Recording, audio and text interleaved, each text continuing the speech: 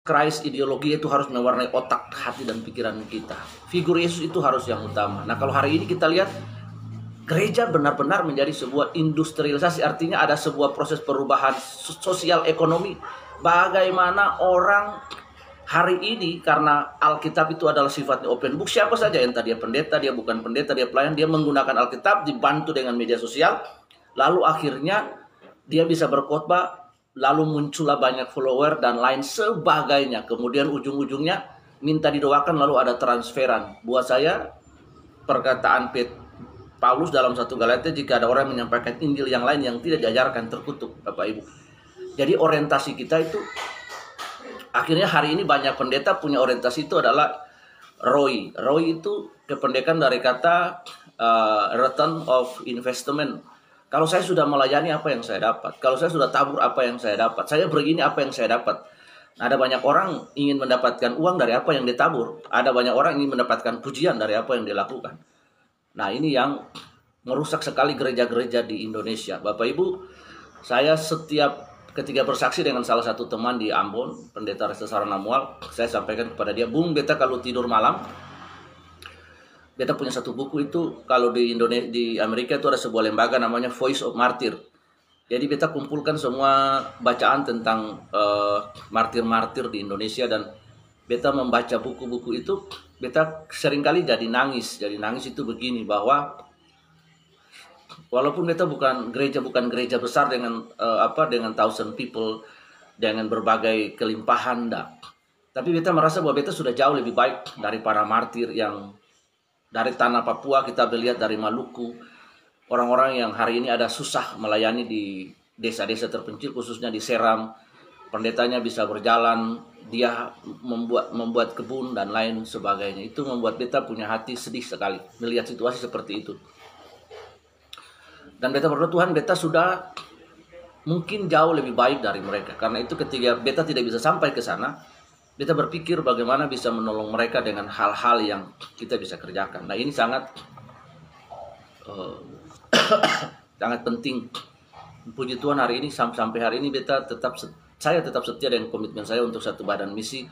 Sekalipun saya tidak bisa pergi ke ladang-ladang misi, tetapi komitmen saya tetap bagi mereka, dan setiap bulan kami melakukan komitmen kami buat pelayanan-pelayanan di ladang misi. Jadi kemudian kalau ada orang-orang yang pro dengan, bukan pro, saya tidak menggunakan kata pro, tapi ya sebenarnya yang lebih setuju dengan, sependapat dengan saya, sediksi, senarasi dengan saya, itu bagi saya mereka sudah punya pemahaman sebagai orang Kristen yang mature, yang dewasa, untuk bisa membuka hati, mata, untuk melihat apa yang sebenarnya terjadi dalam dunia Kristen Indonesia. Tetapi yang kontra, lalu kemudian menghakimi dan lain sebagainya, saya mau katakan bahwa saya sudah selesai dengan diri saya. Saya sudah selesai dengan diri saya, bukan lagi dan tidak pernah iri dengan panggilan orang lain. Tidak pernah berdiri dengan pribadi, tetapi yang saya peduli adalah bahwa pengajaran-pengajaran mereka itu, yang saya lawan adalah ajaran mereka, bukan pribadi. Ajaran mereka itu merusak rancang bangun pola pikir umat Kristen.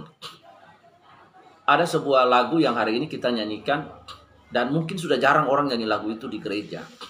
Mengikut Yesus keputusanku, mengikut Yesus keputusanku, mengikut Yesus keputusanku, ku tak ingkar, ku tak ingkar.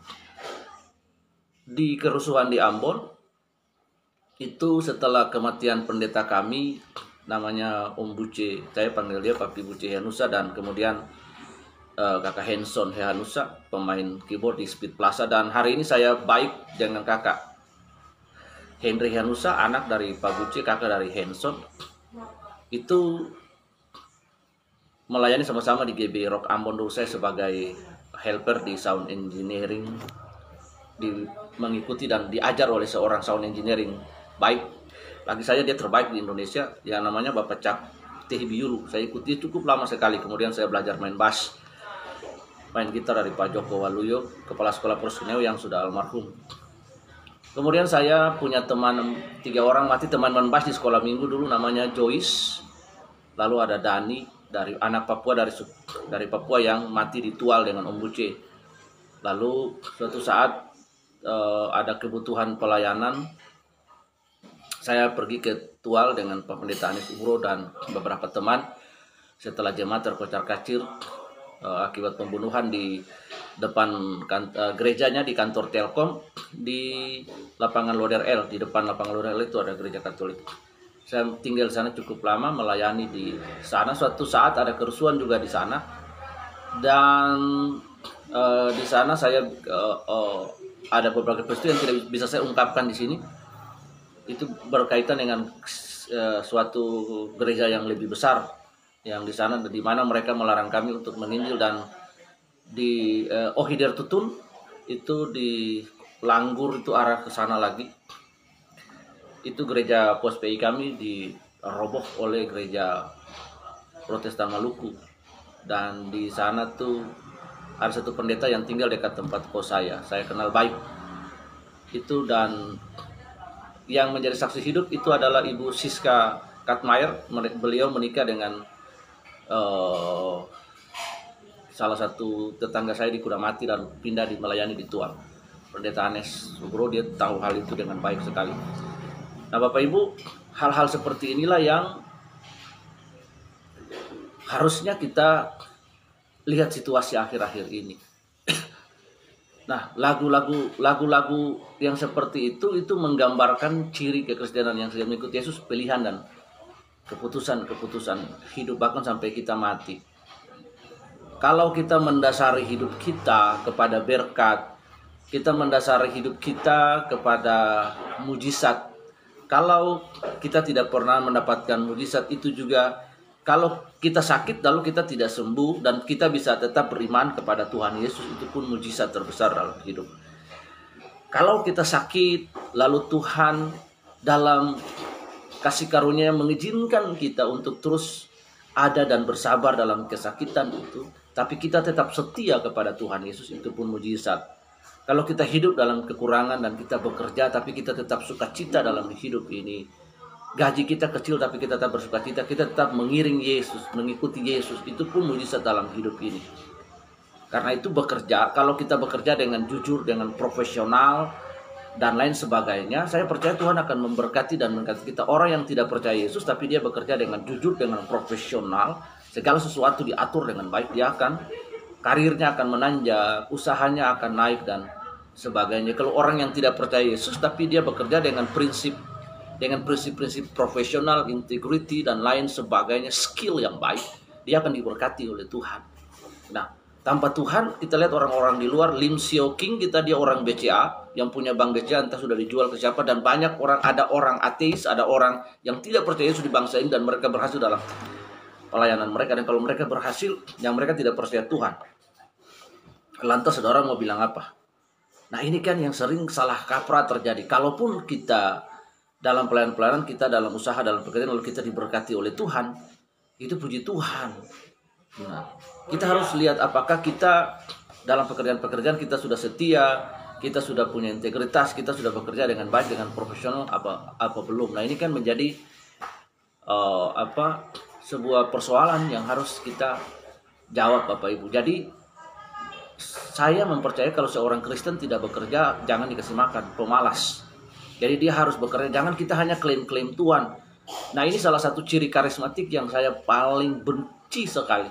Seringkali kita pendeta mengajar umat, membodohi umat. Kita berkata, ya minta, klaim, minta, ya minta tapi kita tidak kerja.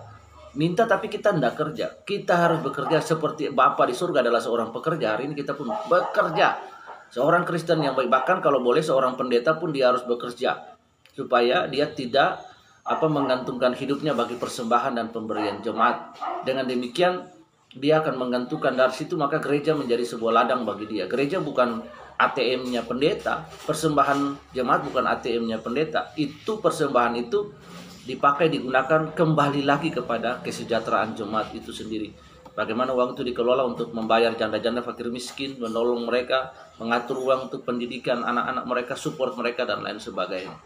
Nah ini yang harus dikerjakan. Jadi untuk meresponi status saya tentang industrialisasi dalam pelayanan itu, maka saya menyampaikan streaming yang sangat sederhana dari panti asuhan di Bali Barat di tempat ini.